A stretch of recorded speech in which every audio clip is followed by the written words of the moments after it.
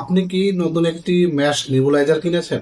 তাহলে প্রথমেই দেখে নিন একটি ম্যাশ নেবুলাইজারের বক্সে কি কি থাকা উচিত। তো চলুন আমরা শুরু করি এবং আজকের এই বক্সটি আমরা আনবক্সিং করে দেখব এর ভিতরে কি কি রয়েছে। এই মুহূর্তে আমি প্যাকেটটি খুলে ফেলছি এবং দেখছি ভিতরে কি কি রয়েছে।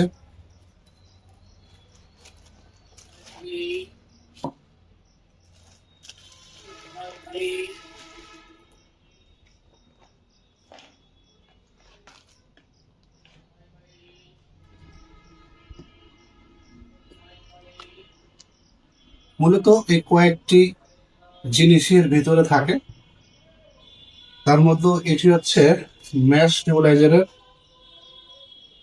প্রধান ইউনিট। একটু খুলে দেখায়,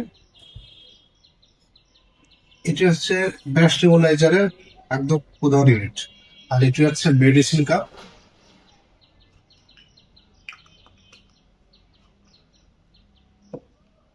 এবং এর সাথে থাকছে দুটি মাস্ক, একটি বড়দের জন্য আর এটি ছোটদের জন্য। তারপরে থাকছে একটি মাউথ পিস, তারপরে থাকছে একটি ইউএসবি কেবল এবং সাথে থাকছে একটি সুন্দর ইউজার ম্যানুয়াল এবং সাথে থাকছে ছোট্ট একটি স্টিকার, যেটি হচ্ছে প্রোডাক্টের কোয়ালিটি সার্টিফিকেট। ওকে, তো মূলত এই কয়েকটা জিনিসের সাথে থাকে। তো যারা নতুন ম্যাশ নেবুলাইজার কিনবেন অবশ্যই এগুলো দেখে নেবেন।